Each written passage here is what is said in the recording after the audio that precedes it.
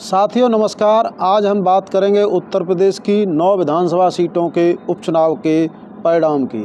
Times now नव भारत ने अपना एग्जिट पोल दे दिया है। वह बता रहा है कि समाजवादी पार्टी को 9 विधानसभा सीटों में से कितनी सीटें मिलेंगी। 20 नवंबर को मतदान पूरा हो गया। सभी 9 सीटों के लिए एक साथ 20 नवंबर को मतदान पूरा हुआ।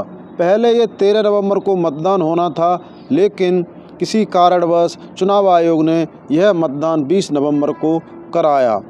2022 के चुनावों में इन 9 सीटों की बात करें तो इन 9 सीटों में से भारतीय जनता पार्टी और उसके सहयोगी दलों के पास 5 सीटें थीं और 4 सीटें समाजवादी पार्टी के पास थीं। इस बार अनुमान बताया जा रहा है कि समाजवादी पार्टी को 1 सीट का नुकसान होने जा रहा है। अब बात करते हैं किस सीट पर समाजवादी पार्टी जीत रही है और किस सीट पर भारतीय जनता पार्टी जीत रही है और आरएलडी का क्या हाल है। तो आइए शुरू करते हैं। और यदि आपने अभी तक हमारे चैनल को सब्सक्राइब नहीं किया है तो प्लीज़ साथियों आपसे गुजारिश है कि आप हमारे चैनल को सब्सक्राइब कर दें। चैनल सब्सक्राइब करना बिल्कुल फ्री है। सबसे पहले बात करते हैं मुरादाबाद की मुस्लिम बहुल कुंदर की सीट की। इस सीट के उपचुनाव में समाजवादी पार्टी फिर से जीतती हुई दिखाई दे रही है। 2022 के विधानसभा चुनाव में भी इस कुंदर की सीट पर समाजवादी पार्टी के प्रत्याशी ने जीत हासिल की थी। दूसरी सीट है मुजफ्फरनगर की मीरापुर विधानसभा सीट। पिछले 2022 के विधानसभा चुनाव में आरएलडी और समाजवादी पार्टी का गठबंधन था। इस गठबंधन में यह सीट आरएलडी के हिस्से में थी और इस सीट पर आरएलडी की जीत हुई थी, लेकिन इस उपचुनाव में भी आरएलडी राष्ट्रीय लोकदल का प्रत्याशी इस सीट को जीत रहा है। तीसरी विधानसभा सीट है गाजियाबाद की विधानसभा सीट। गाजियाबाद जो विधानसभा सीट है वो एक शहरी सीट है। इस पर समाजवादी पार्टी कभी जीत नहीं पाई है। पहले यह सीट कांग्रेस के हिस्से में जा रही थी, लेकिन कांग्रेस ने उपचुनाव लड़ने से जब मना कर दिया तो इस सीट पर समाजवादी पार्टी ने अपना प्रत्याशी उतारा। समाजवादी पार्टी ने इस सामान्य सीट पर अनुसूचित जाति के राज सिंह जाटव को प्रत्याशी बनाया था, लेकिन यह सीट इस बार फिर भारतीय जनता पार्टी जीतती हुई दिखाई दे रही है। लेकिन राज सिंह जाटव भी पहले से अच्छा प्रदर्शन करेंगे। चौथी सीट है अलीगढ़ की खैर विधानसभा सीट।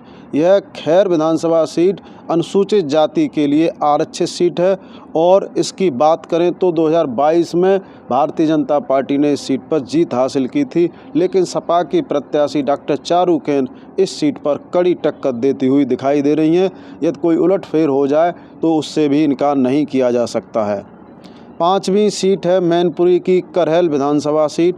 करहल विधानसभा सीट पर समाजवादी पार्टी के राष्ट्रीय अध्यक्ष अखिलेश यादव ने 2022 के विधानसभा चुनावों में जीत हासिल की थी, लेकिन 2024 के लोकसभा चुनावों में समाजवादी पार्टी के राष्ट्रीय अध्यक्ष अखिलेश यादव कन्नौज से लोकसभा सदस्य बन गए थे। फिर उन्होंने करहल विधानसभा सीट से इस्तीफा दे दिया था।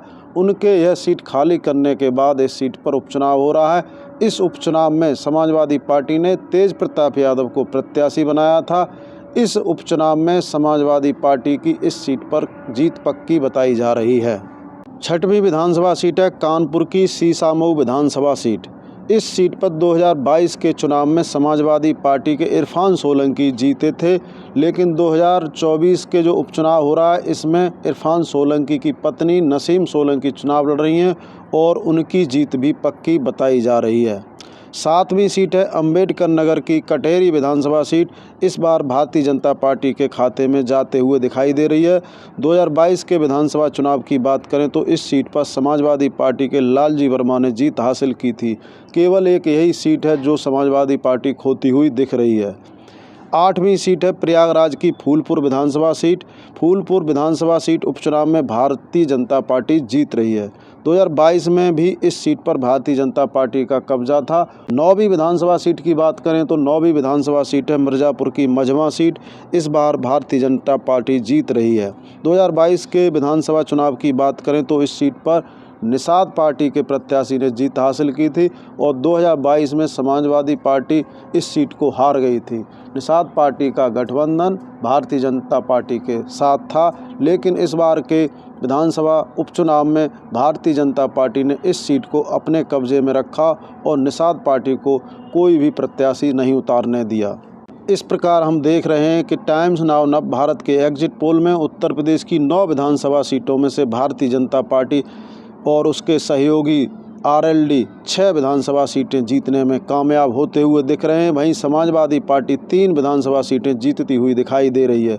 दूसरी ओर अक्सर उपचुनावों से दूर रहने वाली बहुजन समाज पार्टी को एक भी सीट नहीं मिलने जा रही है। ये तो रही एग्जिट पोल की बात, असली नतीजे तो 23 नवंबर को आएंगे, तभी स्थिति क्लियर हो पाएगी।